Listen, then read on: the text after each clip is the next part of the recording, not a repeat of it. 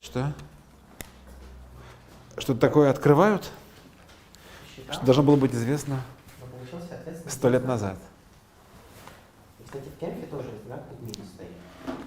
Он там печатает домашние задания. А где? Вот про индексы пересечения, домашние задания, там есть вот такая формула. Дефект. У меня получилось, что тут минус стоит. И в Кемпе тоже минус. Ну вы мне, если можно, напомните, я исправлю тогда. Да, наверняка я ошибся. И просто вы напишите, да, или дайте бумажку, в общем, напомните, пожалуйста, я да, исправлю. А может быть, даже я уже исправил, я уже не помню просто. Вот в последнем варианте, который я прислал там неделю назад, был неправильно, да? Мне кажется, да. Тогда исправлю, хорошо. Берем, Что, сработает? Можно? Все сокращается. Остается только то, что надо.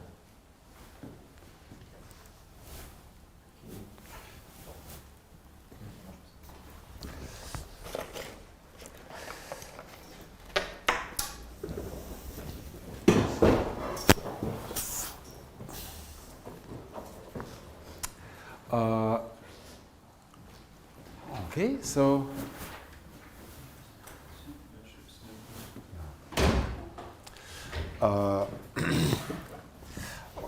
last time we almost defined the Cartier operations and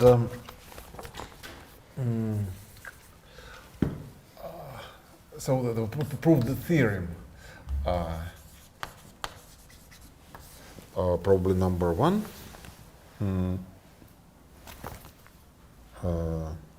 No, number two even. That for a regular K algebra, A,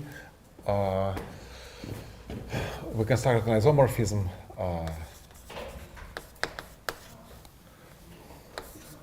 gamma from the Theorem algebra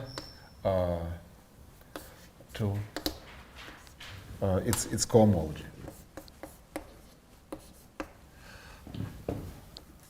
Okay, and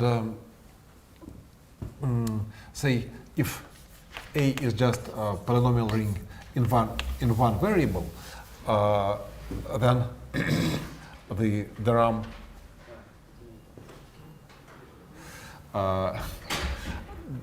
Theorem algebra is very simple.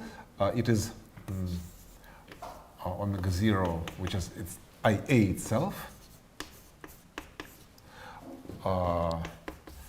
plus omega 1.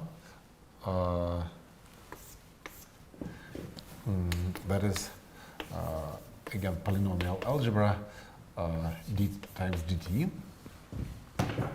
Okay, and now what is the cohomology algebra? Say H0. So, Daniil, what is the zeroth cohomology? It's the kernel of differential, right? There is differential going from here to here. So what is the kernel of differential? Which polynomials have zero differential? Great. Yes. But also something else.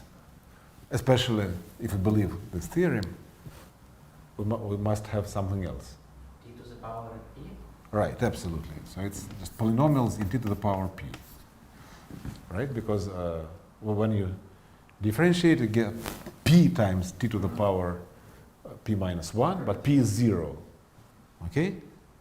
And the isomorphism here just takes t to t to the power p. Okay? It's a polynomial ring in one variable and also in one variable, but this variable is the pth power of that variable, right? Okay, and here we have to take the co-kernel of differential. Okay? And then what is the co-kernel of this differential? usually it's, I mean, in characteristic 0, it's nothing whatsoever, but in characteristic P, what is it? So which one forms are not exact, are not differentials of anything? Vanya. Vector space spanned by first powers of T. First power. No, because T is the differential, I mean T dt is differential of T squared up to 2, right? So, what is the cokernel? Can you present any one element at all? T to the power of P minus 1? Right, because when you differentiate T to the power P, you get 0. Right? As we just discussed. Mm-hmm. So here your H1 is T to the power P minus 1, and then, well, if you multiply by, well, dt, if you multiply by any polynomial in T to the power P, clearly you stay exact, right? Because T to the power 2P minus 1 is also, I mean, you stay not exact, it's not differential, yeah? And T to the power 3P minus 1 is also not differential of anything.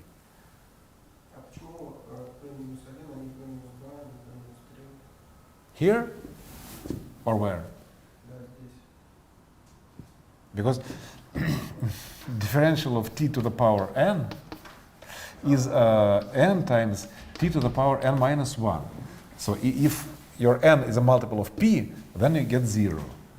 D to the power T Kp is 0.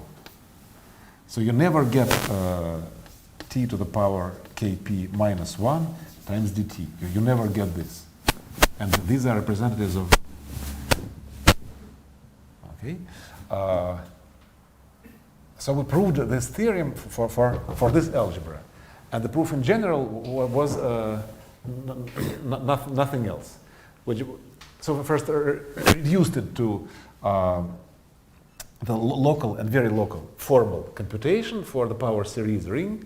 It doesn't matter if it's polynomial or power series, the same will be true. And then we proved by induction, this is the first step of induction, and then similarly you do it for many variables. Okay? So the general formula for gamma is that gamma of A1, dA2, and so on, dAI equals A1 to the P, A2 to the power P minus 1, dA2, and so on, AI to the power P minus 1, dAI. Okay, and you see it's the most straightforward generalization of what we observed here. Okay, so we proved this theorem that this is in general an isomorphism. Okay, but since it's given by some, well, explicit and sort of invariant formula, I mean it's given just on the generators of your, on local generators of your Theorem complex, then it glues. So it was given for one algebra, but say it's compatible with localization. If I take localization of my algebra, then the same holds true. So it glues into global isomorphism for arbitrary variety, smooth variety. So it immediately follows that for a smooth K variety X, again we have an isomorphism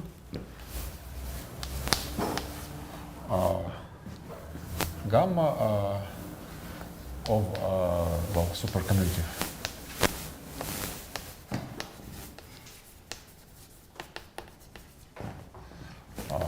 OX algebras. Well, you so it's true for the polynomial ring by explicit computation, and also true for its formal completion, just the power series ring, but by the same computation, and then you do it inductively for power series rings in many variables. And now any smooth algebra or variety locally looks like this. Locally formally looks like this. And we can check the isomorphism locally formally. But otherwise, you can produce a counterexample for singular things. So there is such an isomorphism well, from the Theorem complex to its cohomology, but local cohomology, internal cohomology, so to say. Okay, and now finally we define the Cartier operations.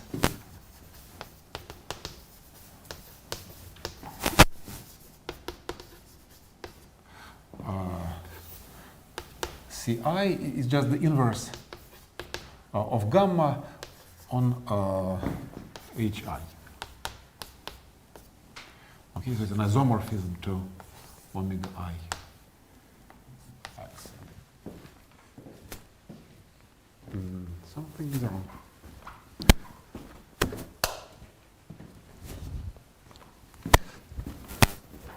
Okay.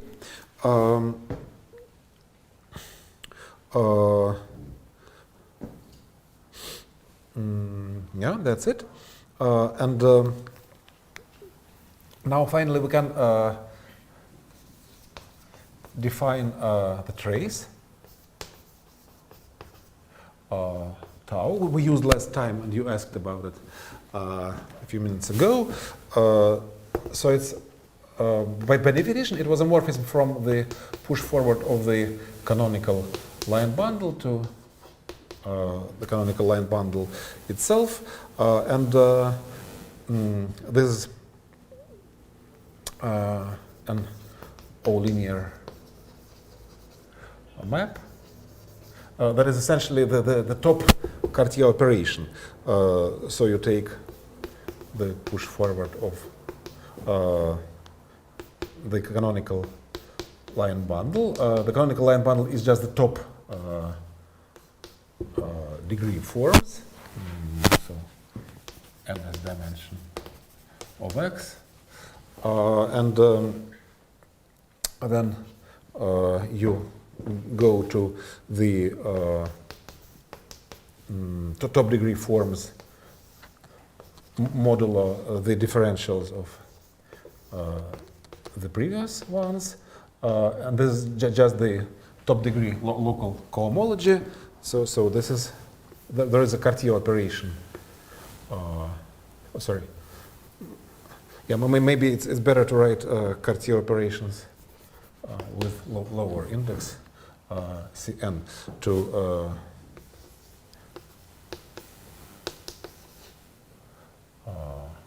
like this.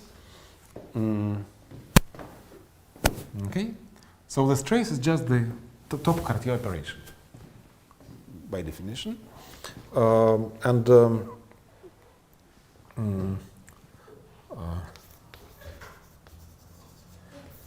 let me formulate next lemma 5 about explicit computation of the trace map in local coordinates. And this will be absolutely evident because we know the explicit formula for gamma in local coordinates, and Cartier operation is just inverse of gamma. So let T1 and so on, Tn be some local coordinates. on X, well, at a point X, and then tau at this point of f times dt1, so on, dtn is the trace of f, dt1, and so on, dtn. What do you mean Yes. when you say local coordinates? What do I mean by this? By this, I mean that there are n of them, as many as dimension, and that they generate, well, they vanish at the point x, and they generate, well, they form a basis of mx modulo mx squared. Welcome. This scientific trace is given by this formula, where the trace of f is just given by the following formula. Well, maybe let me decompose my f into monomials, into, oh, sorry, in my variables, and then it will be sum of fi to the power 1 over p t to the power j. And what is j? So my I is p minus 1 plus p times j. Okay. And well, this is just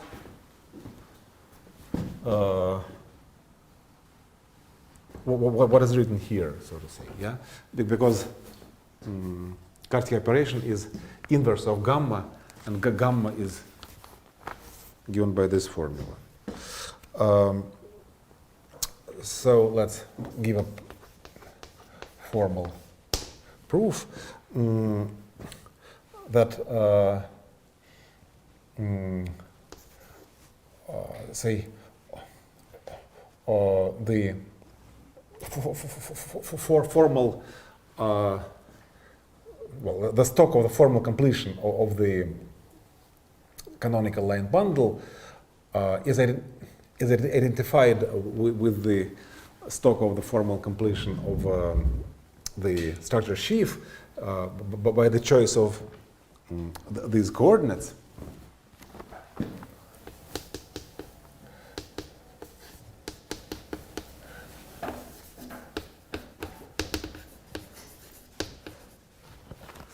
Okay, so it's a line bundle, so it's locally, well, an invertible sheaf, right? It's locally isomorphic to the structure sheaf. And the isomorphism is given by the choice of this top degree form. Now,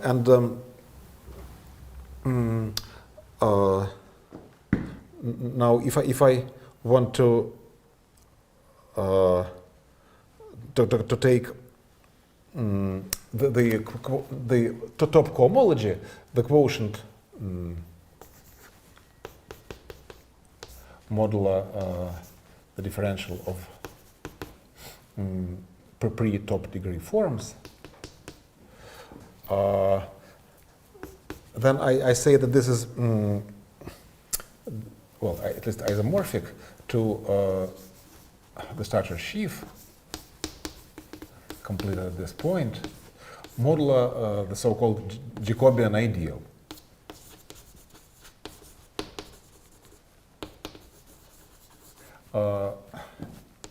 Well, maybe it's a bad wording, I don't know. Jacobian ideal usually is defined for some function, and then it's generated by all the partial derivatives of this function. In this case, there is no choice of function, so it was generated by partial derivatives of all possible functions. Maybe it's a. So I will give this definition right now. Yeah. Well, J is generated by partial derivatives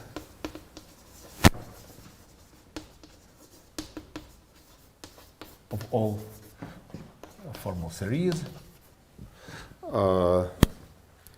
right? Because if you take any function f over n-1 variables,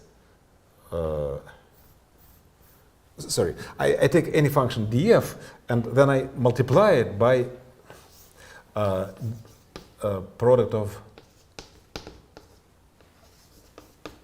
n-1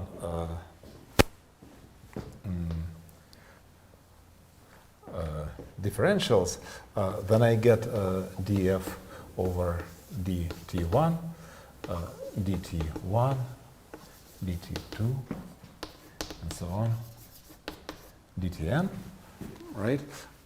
So the coefficient is the first partial derivative. Okay, well, if I take, if I omit dt1 missing here by dti, then I will get ith partial derivative.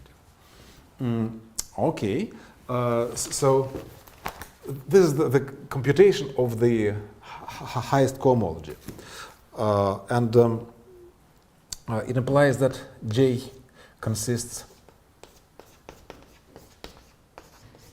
of all the series of the form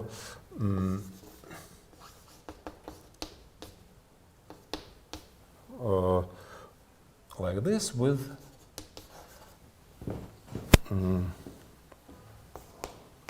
the multi-degree such that how to say that any index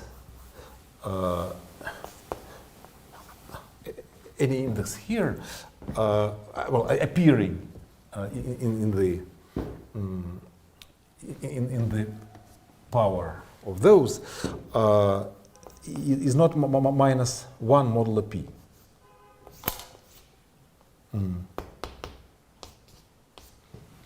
Okay.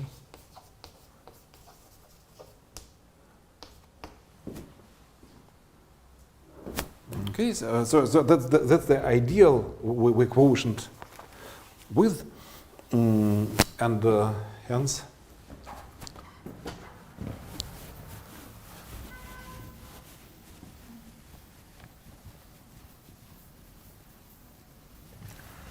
the quotient has certain basis.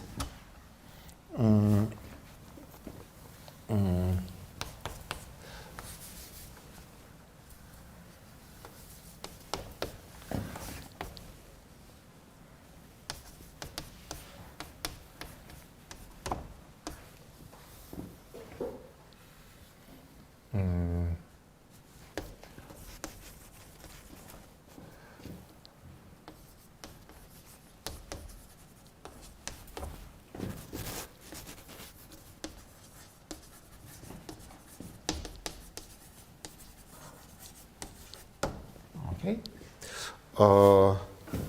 and then this isomorphism gamma, it takes, well, it goes from the formal series to itself.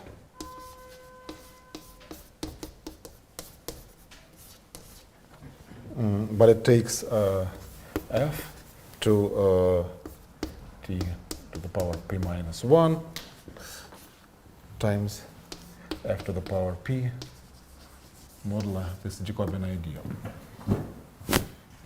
Okay, but we somehow we wrote this in the one-dimensional case, yeah, for polynomials in one variable, just at this very place, and this is just n variable immediate generalization. And with this formula, we see that the inverse morphism looks like that. So this is nothing fancy. Now let me formulate the next proposition, number 2. And here x is smooth again. And I claim that there is an isomorphism I from the local homes from the dualizing canonical line bundle to its Frobenius push forward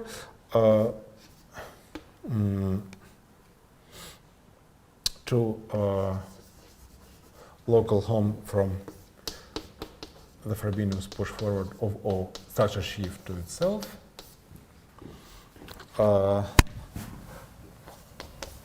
Such that for a local generator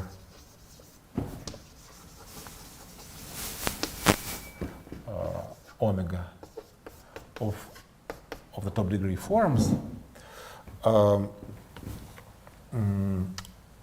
this I or iota works as follows. So you take some homomorphism here, like psi in here, and iota of psi, you have to apply to something here and apply some function. Okay, so you apply it to f and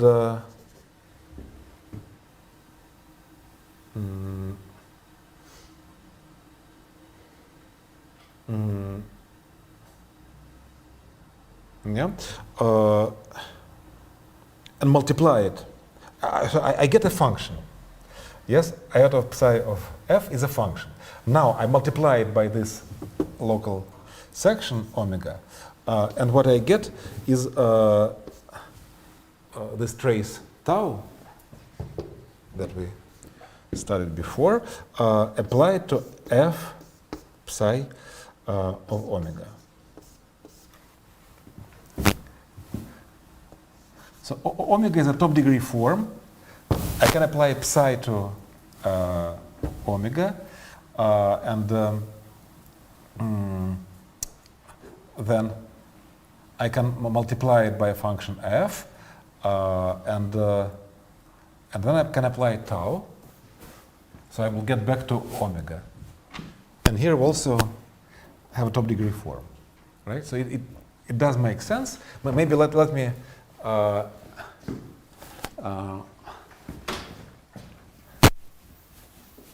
draw a diagram.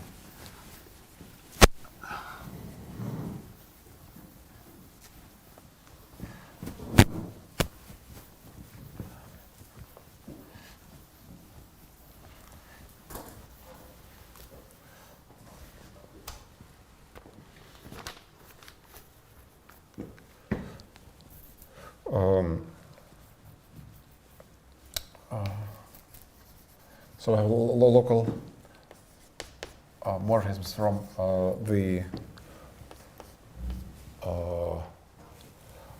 top forms to the Frobenius push forward. We have this iota to local morphisms from structure shift to its Frobenius, from the Frobenius push forward to X. Then here we have evaluation to OX. Right? We discussed last time because OX is inside here, they are like functions of the powers divisible by p. Yeah, the functions, the pth powers of functions. And we just take composition from O to itself. In order to have Frobenius splitting, this epsilon has to be surjective. That's what we discussed last time. And here we have the trace to local endomorphisms of omega x, the top forms. Here,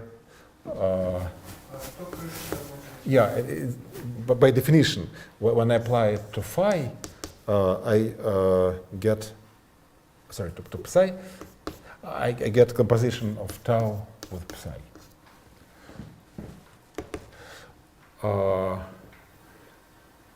Okay, so psi is a morphism from an element here. So when I apply tau, well, tau is a morphism back, so the composition is an endomorphism of the top degree forms. Okay, so the local endomorphisms of a line bundle is just a structure sheaf. And this diagram must commute.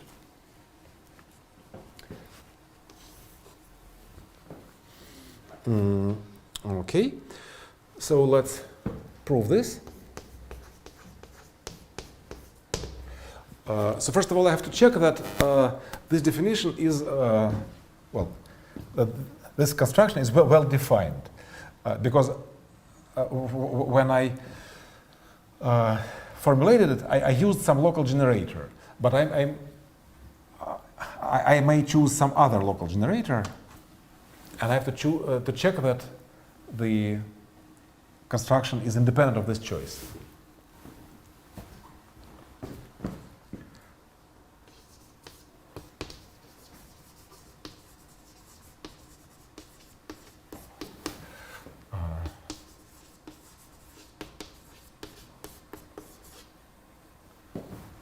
Okay. So let's take some other generator. Then they differ by multiplication by an invertible function, right? Since they're both generators, the ratio is an invertible function. So omega prime is u times omega.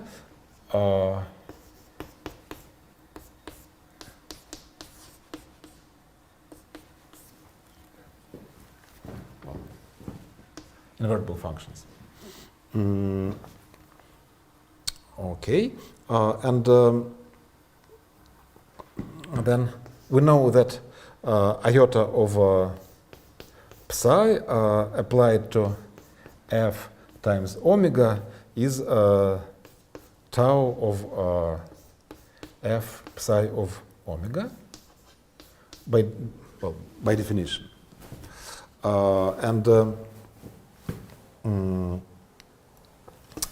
it implies that iota of psi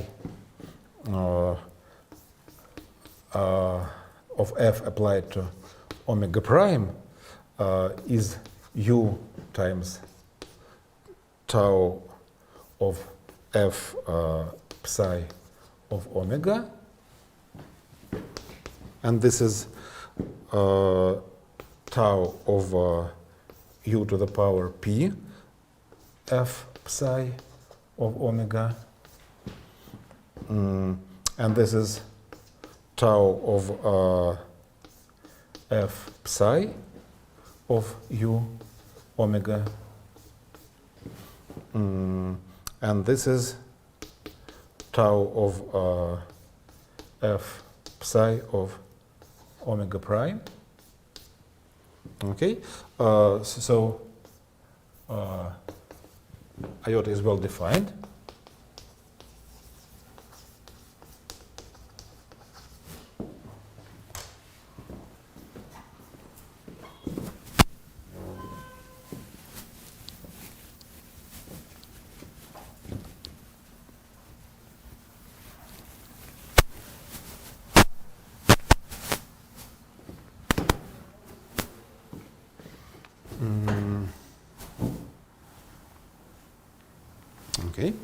Um, Now, let's check that iota is linear over OX.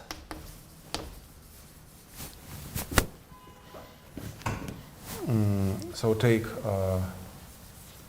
local functions and compute iota of G psi applied to F.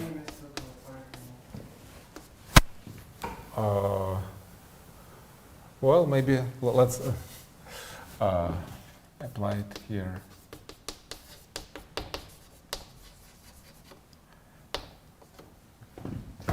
Okay.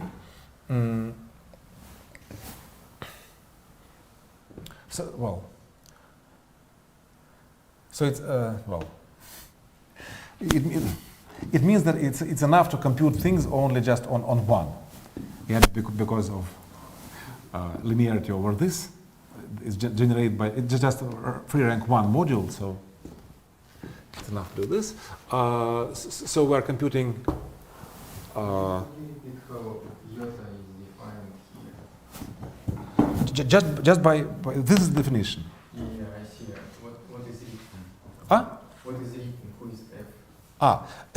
Any function. So, well, so iota of psi lives here. Okay, so I want to apply it to an element here, but element here is just a function. But so the difference between this and that is that if you view those as functions, those are just pth powers of functions. So locally, it looks like some algebra and pth powers in this algebra.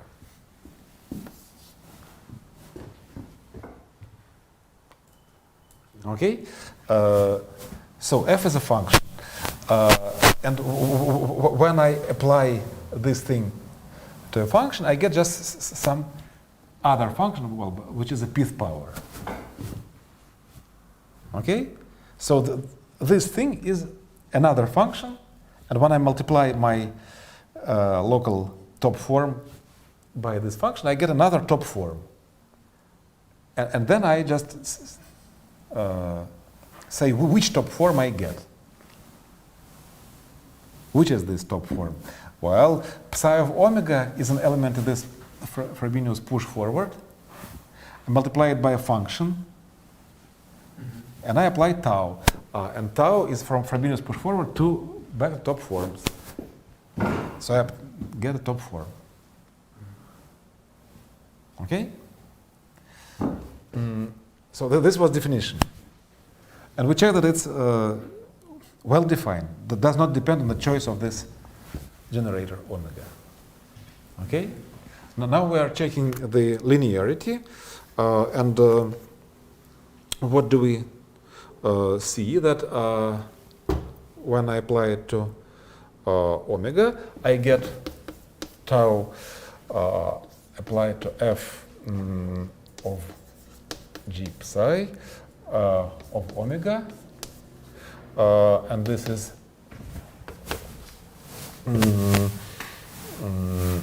tau of f g psi of omega, and this is iota of psi fg applied to omega, and this is the desired linearity, and the last thing is to check the commutativity of this diagram.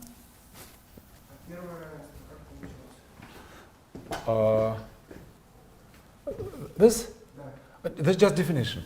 I just rewrite for g psi instead of psi. Yeah. Okay, so when we apply evaluation to iota of psi, then it is just iota of psi applied to 1, by definition of evaluation. On the other hand, iota of psi applied to 1 multiplied by omega is just tau of psi applied to omega, and hence the diagram commutes.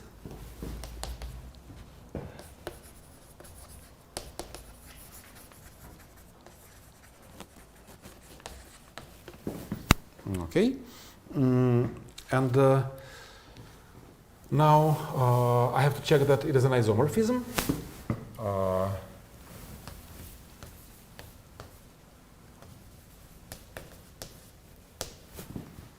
Okay, and well, maybe now I finally erase the trace.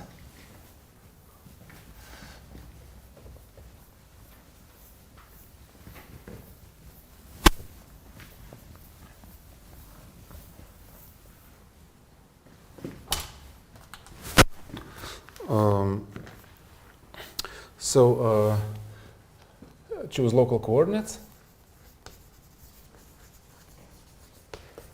T1, so on, Tn at some point in our variety. Then the local generator, or maybe a local generator of the Frobenius performed X module of local homomorphisms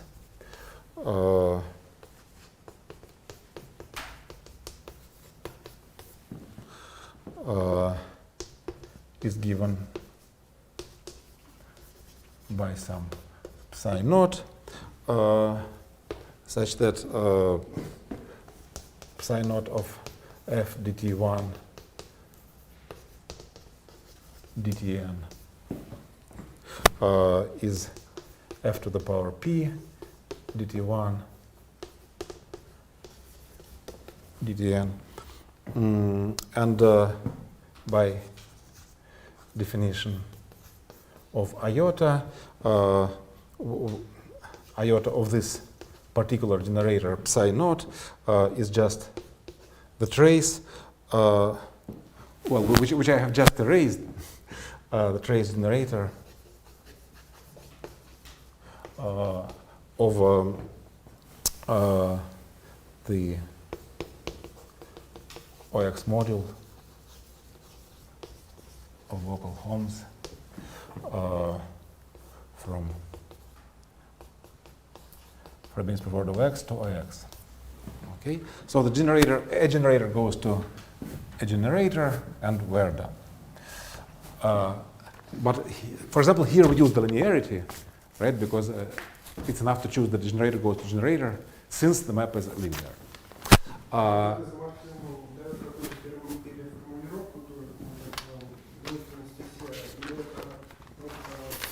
Yes,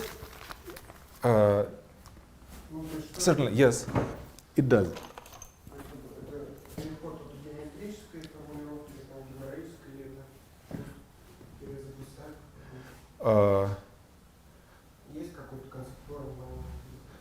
Well, I don't know. Just last time I started with some scientific reformulation of Frobenius splitting, and now in local coordinates we wrote down an explicit isomorphism that I claimed last time. So yeah, it is some CR duality for a finite flat morphism Frobenius, but here is written absolutely explicitly.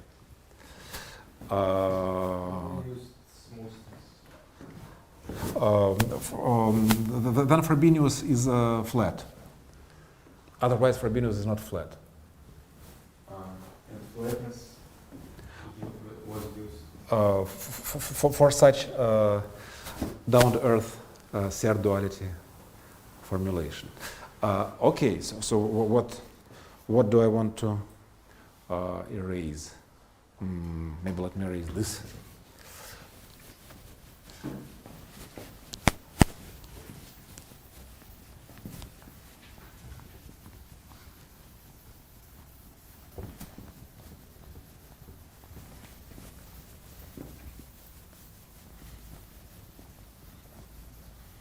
Okay, now I will just sum up what we achieved. So by the projection formula,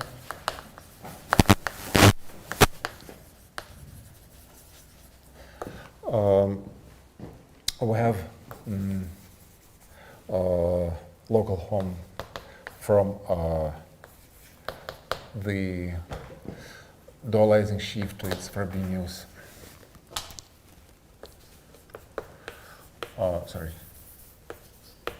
Frobenius push forward is the push forward of local home of the Frobenius pullback to omega x. Now the Frobenius pullback is the pth power of the dualizing sheaf. So this is just the Frobenius push forward of omega x to the power 1 minus p. Here was lemma 2 a week ago. The pullback of any line bundle is its pth tensor power under Frobenius. Yeah? This is pth power of the canonical line bundle, and hence iota gives rise to iota hat, an isomorphism from the push forward of 1 minus pth power of the canonical line bundle to local homes from Frobenius push forward of x to OX. Yeah, that's what I announced last time. And finally, let's say that a global section of this local internal home splits the Frobenius on X if iota hat of phi splits, because splittings live here. Yeah. Okay, and now let me just reformulate what I proved. Theorem 3 is that iota hat is an isomorphism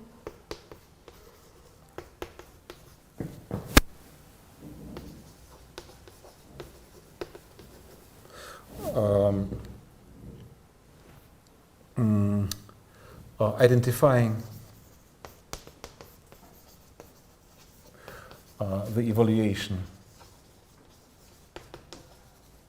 epsilon from local homes Frobenius push forward of x to x going to OX, the evaluation morphism, with the tau hat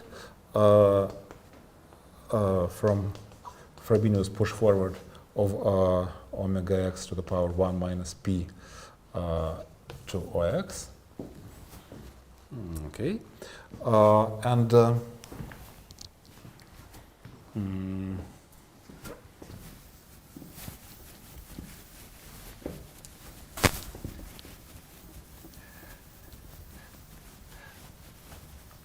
now I want to say that this evaluation equals 1 means something in terms of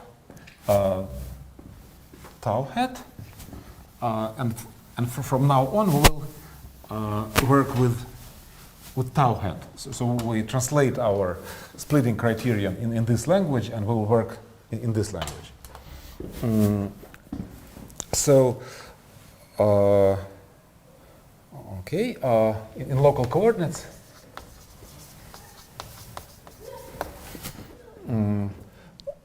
this tau hat of f dt1 dtn to the power 1 minus p equals trace of f.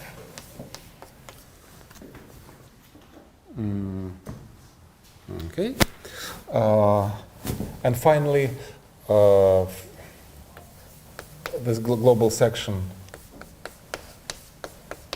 of x with coefficients in 1 minus pth power of the canonical line bundle splits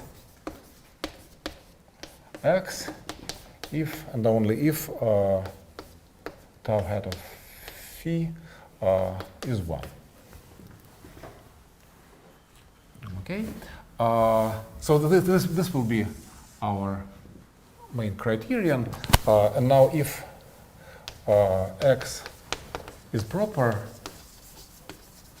then there is no much freedom for functions. All the functions are just constants, and so phi splits x if the product of pth powers of local coordinates well enters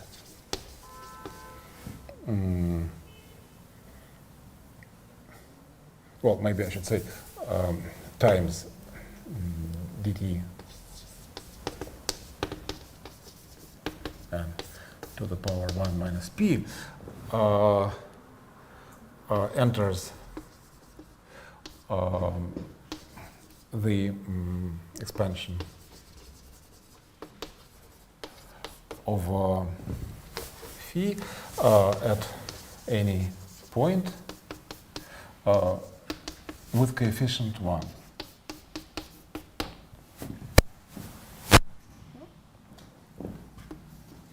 Okay.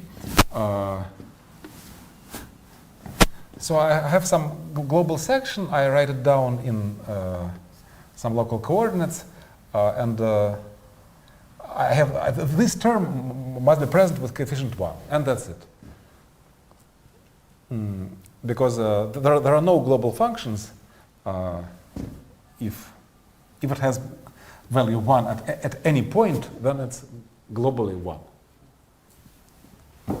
Okay. So that's just a reformulation of what we achieved so far. And now let me comment on this. The point is that at least there must be some global section. And this global section, well, somehow, for general varieties, so to say, the negative power of canonical line bundle has no sections whatsoever.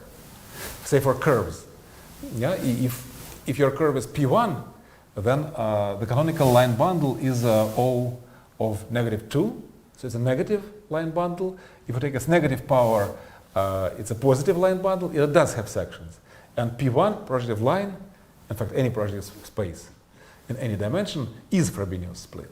But if it is a curve of genus, say, bigger than 1, then the canonical line bundle is positive, it is ample, but its negative power is anti-positive and has no sections at all. Okay, so there is no hope that higher genus curve is Frobenius split. Okay, so that's what I wanna say, that if x is Frobenius split, then there are global sections of top forms in degree 1 minus p. So if x is a curve, then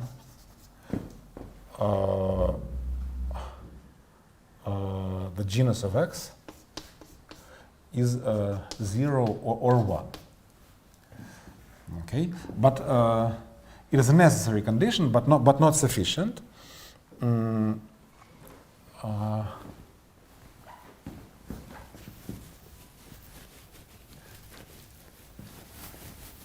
So let me say what happens with elliptic curves. I have already said that projective line genus 0 curve is Frobenius split.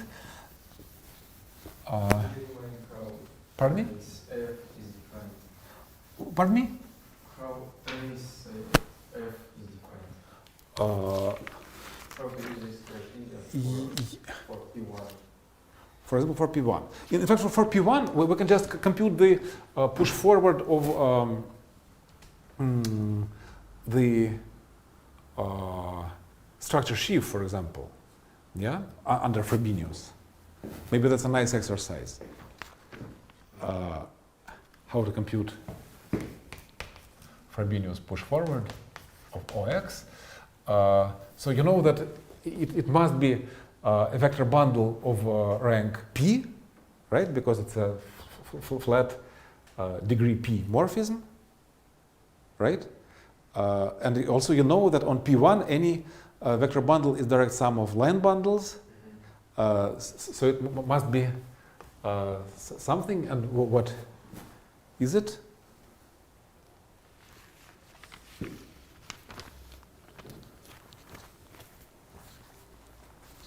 Bundle of rank P. Of rank P, yes. O of 1. No, it cannot be O of 1 because the global sections are preserved, right? The global sections of OX are just constants. OX to the power E. Direct sum of OX. No, because the global sections are just constants, one-dimensional, right? And this also has the same global sections. As we mentioned, there is x going by Frobenius to x going just to point, and the composition is also just to point. Right? So the global sections from x to the point, they're just constants, are the same as global sections of the Frobenius push forward of global sections. Okay? So this vector bundle has only one-dimensional space of sections. So certainly it contains OX, it splits off, but everything else here is negative. Right? It does not contribute to global sections. On the other hand, it does not contribute to first cohomology either. Right? Because the same is true for derived global sections. Yeah?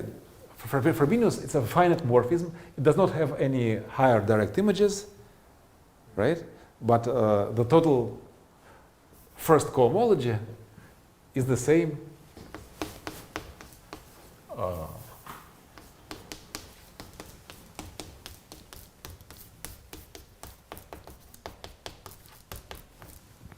okay? So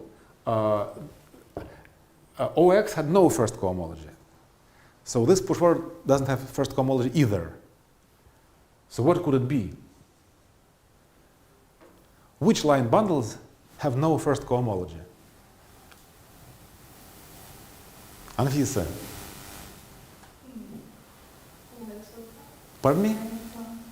O of minus 1, O of 1, and so on. But we cannot have O of 1 and so on because we have this strict bound on the global sections. On the other hand, from the strict bound on the first cohomology, we cannot have negative bundles. So it's OX of -1 to the power P minus 1. I mean, that many summands. Okay? That's the answer. I mean, X is P1. In particular, you see that really OX does split off. So it is Frobenius split, as I promised. Okay, and where were we? We were discussing curves.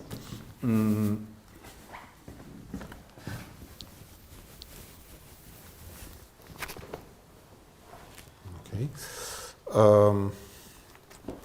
So,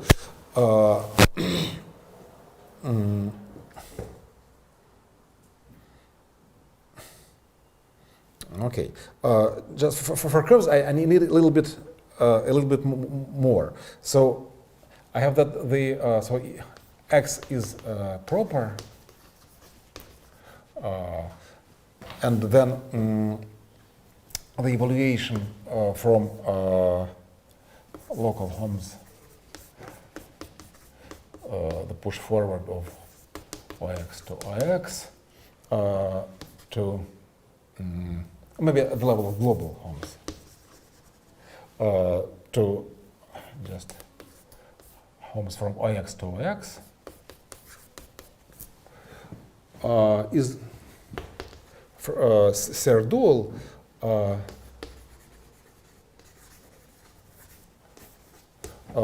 to the map from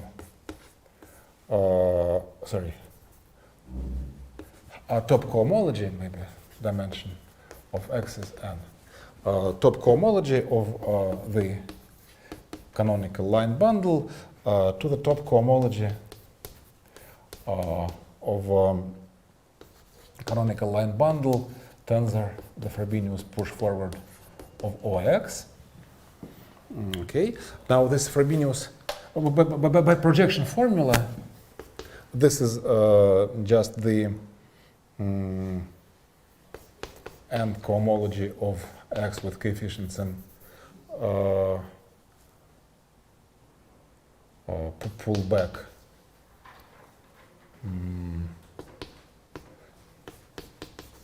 of the top forms pushed down. Pushed down to X. But now the push down that does not push forward does not change the nth cohomology, so it's the same as nth cohomology of X with coefficients in omega X to the power P. Okay, and then it means that the Frobenius, we have a Frobenius map from nth cohomology with coefficients in the top forms to nth cohomology with coefficients in the pth power of top forms, and it is not zero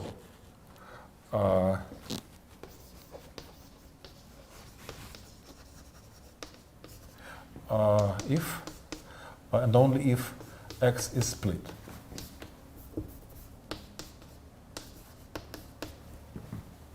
Okay, because the splitting is surjectivity of evaluation morphism at this level, right? But for proper varieties, there are no global sections apart from constants,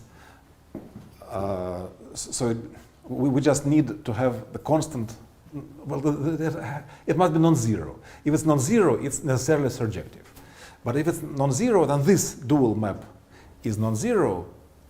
Okay, so this is another reformulation of the splitting criterion of X. Okay, so now finally, if X is an elliptic curve,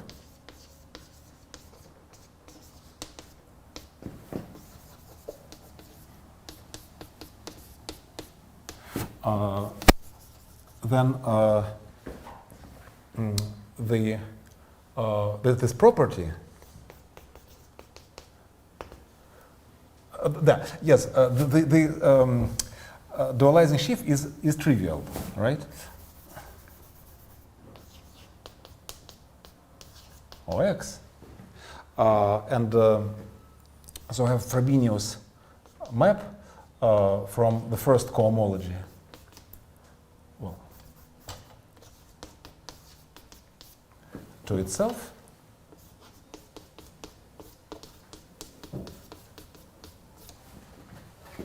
Okay, and then this Frobenius map sometimes can be zero, sometimes can be an isomorphism. The space is one-dimensional, so there is no much choice again. It's either zero or an isomorphism. And there are some elliptic curves when this map is zero, and for some other elliptic curves, this map is not zero. And it's a very important thing. So there is a name. If Frobenius morphism is zero, then it's called supersingular elliptic curve in arithmetic. So the Frobenius is not zero if E is not supersingular. Okay. So some elliptic curves are Frobenius split, some are not. Supersingular curves are not split, and not supersingular curves are split. Okay. And if your genus is higher than 1, then definitely there's no hope for splitting. Okay. Now, well, somehow the theoretical part for splitting is almost over. We could go to applications with flag varieties, but somehow in applications it will be very important to know that, well, sort of projected normality, that restriction from global sections on flags to global sections on Schubert varieties is surjective. In some say in inductive arguments, it will be very important. And if you remember what we did a week ago, we also had notion of compatible splittings. If we have a variety and a subvariety, then there was a notion of compatible splitting of this pair. So we will need to talk about this a little bit. And let me say that if inside X what is smooth, we have a few smooth divisors, well, irreducible.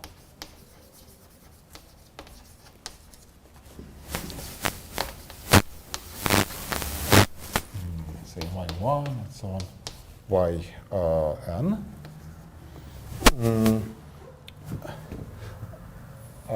Then they intersect transversally at a point x if there are local coordinates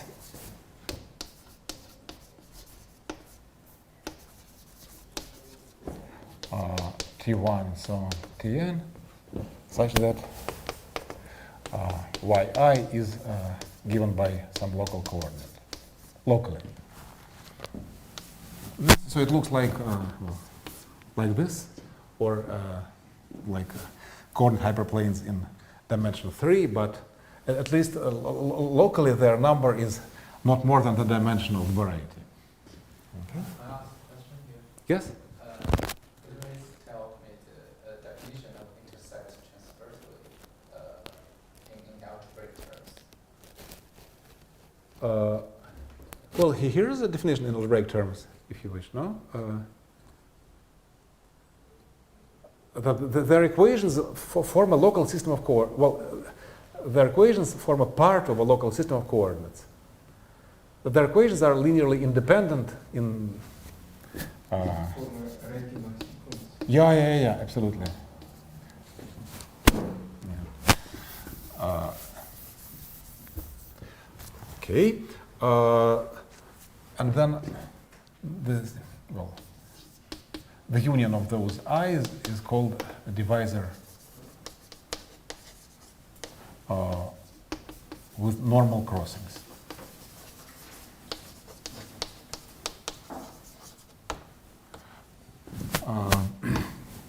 But in fact, this notion is more general because this divisor may, for example, such a thing, this divisor is not smooth, but it's still with normal crossings. Because locally it's either smooth or is of this form, just coordinate cross. Okay, so now the next proposition we're going to formulate at least is x is smooth of dimension n, and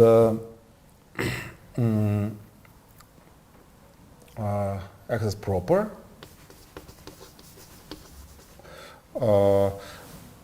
and we have a section sigma of the inverse canonical bundle. Okay, and the divisor, zero divisor of this section is the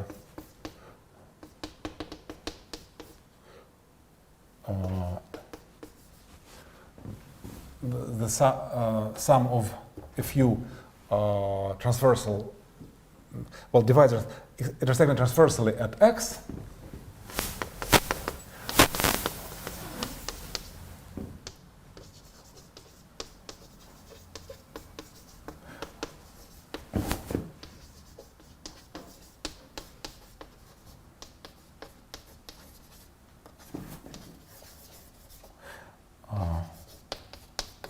at some point, and there is also some remaining part z, but this z is away from this point.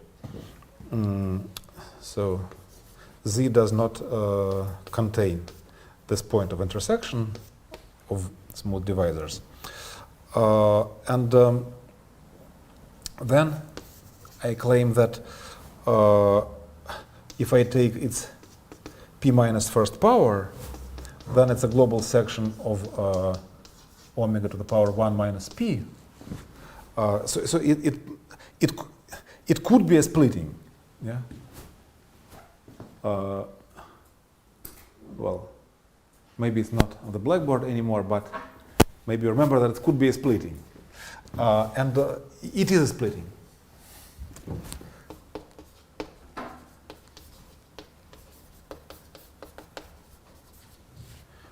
Okay, and conversely,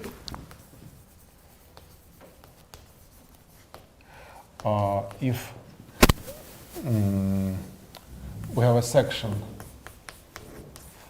of the inverse canonical bundle such that its p minus first power splits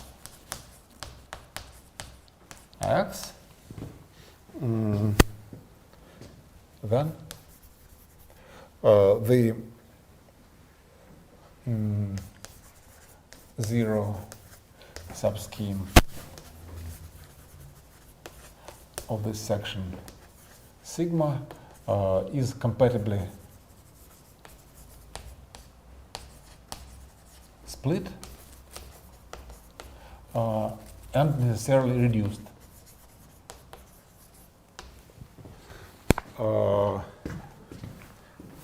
Yeah, I mean, there could be a section with multiple vanishing along some divisor. Yeah, but this never happens. The splitting forbids such things. Okay, it necessarily means that all the zeros of sigma are simple, or order 1 zeros. Okay, so maybe let's try. I don't know. At least let's start. Maybe we'll repeat this next time, but let's start at least. So. Am I right that the theorem says that to state that x splits, we need to find a section like this and just one point where. Right, absolutely, yes.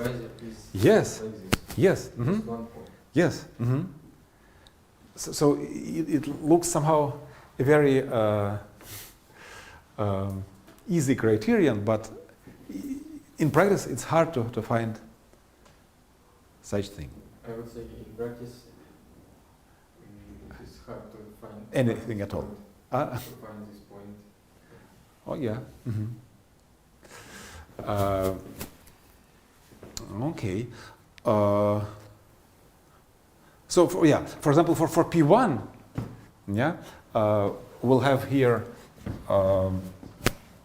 O of 2, and you may find a section which vanishes at 2 distinct points with multiplicity, with order 1 vanishing, say at 0 and at infinity. Yeah, and it's fine. So it satisfies this criterion, and I mean, we have y1 at this point, and z is some faraway point. Okay?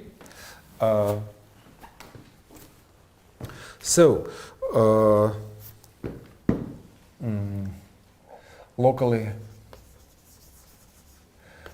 yi is given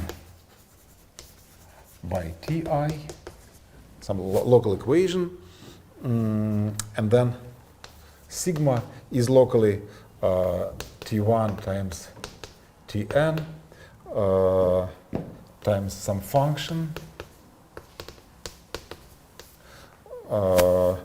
times dt1 and so on, dtn inverse, because it's a section of the inverse canonical line bundle. And this function g is a formal series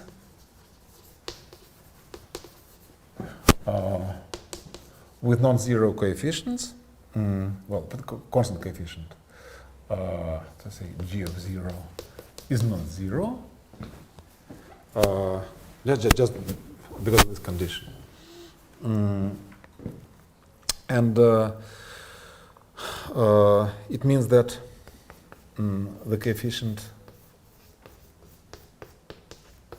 of p minus first powers of the generators in t to the p minus 1 g of t to the power p minus 1 is also non-zero.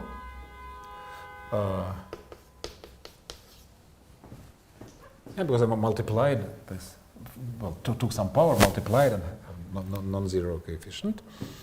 And hence, sigma to the power p minus 1 does split by our theorem 3, by the criterion of theorem 3. This splitting is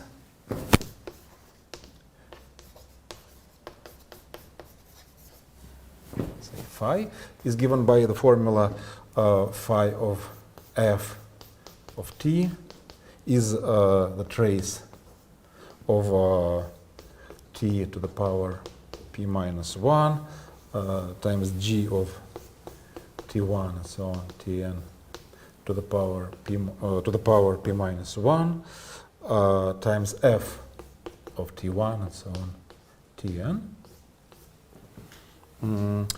And in particular, it means that phi of ti, f of t, is divisible by ti for any coordinate ti. Okay, and it means that that phi is compatible with all the yi's. Yeah, because the compatibility with subvariety was the preservation of its ideal. Yeah, Frobenius splitting from the push forward of Frobenius OX to OX must have preserved the ideal of any variety. Now, the ideal of y is given by something divisible by t, but now we see that phi preserves this divisibility, so it's compatible. Okay, now maybe let me stop, and the kind of converse I will prove next time.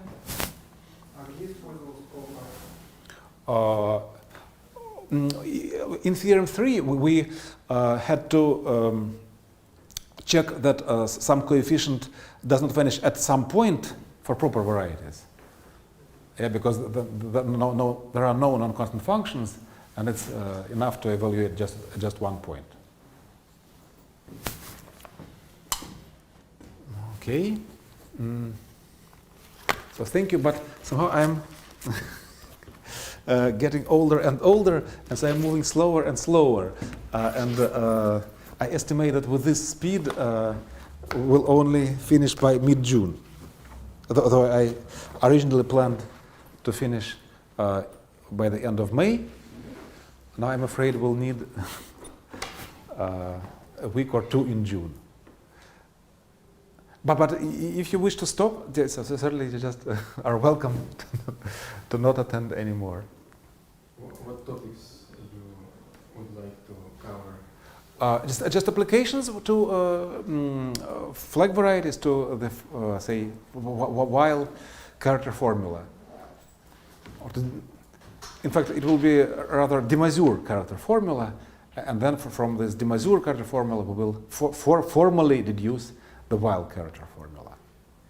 But the next time we'll start with flag varieties, so you'd rather have some notion of what it is. Like Schubert varieties, while group, while the Schubert cells are numbered by the while group, things like this. Schubert cells, yes, but yes. character formulas is hard. No, the character formulas I will prove, hopefully. But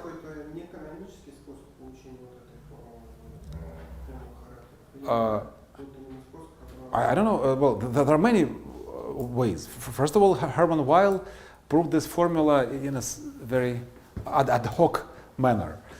So it was formula for characters, and the characters must satisfy some orthogonality or orthonormality relations. And he just, out of his head, produced an orthonormal basis in space of characters, in space of virtual characters. And then he's done. I don't know, if you say learned some Frobenius theory of characters of symmetric groups? No, haven't you? If you have that, then it's done in the very similar manner. So somehow Frobenius manages to guess the correct formula for characters, and then you only have to check that they satisfy the orthonormality relations, and you're done. Because if you have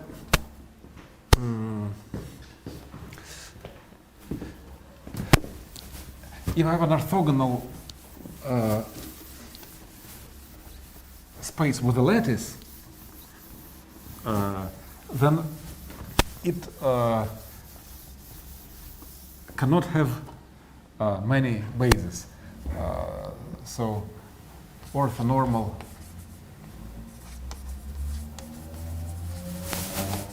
bases in z to the power n are well, uniquely defined.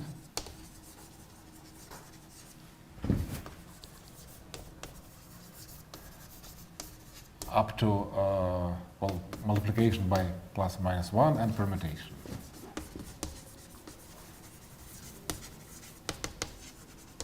Okay, so if you, by some luck, you manage to find an orthonormal basis in the lattice, then you are done. And that's how Frobenius succeeded, and that's how Hermann Weyl succeeded. But somehow this did not explain the origin of their formulas. And then at some point,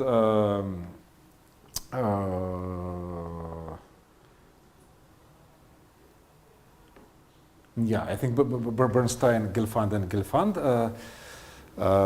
wrote down some BGG resolution of an irreducible finite dimensional representation in terms of Verma modules.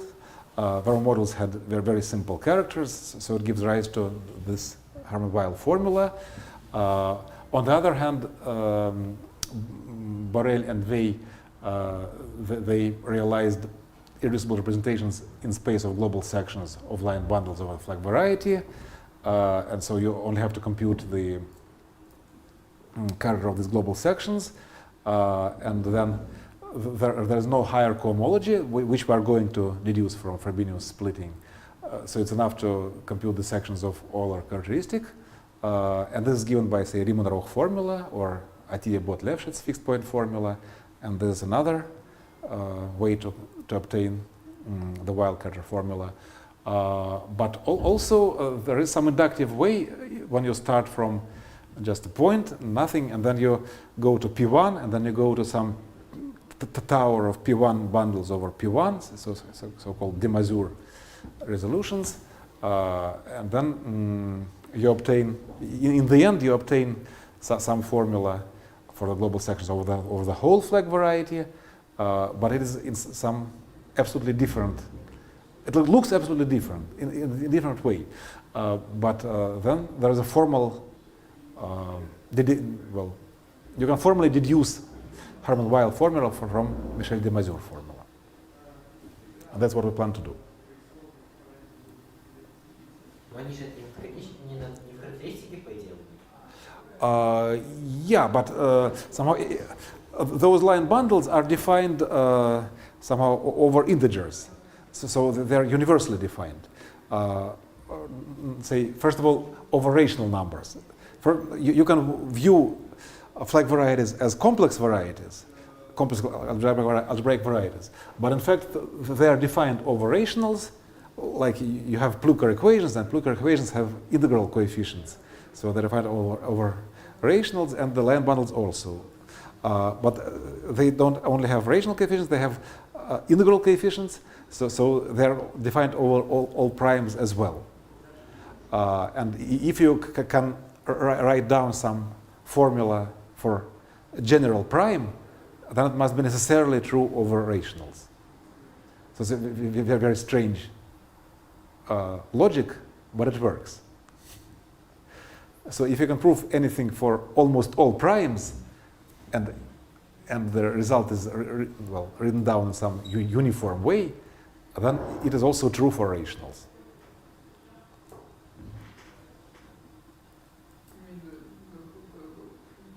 Pardon me? Local what? Galois principle? Local to global principle. Okay.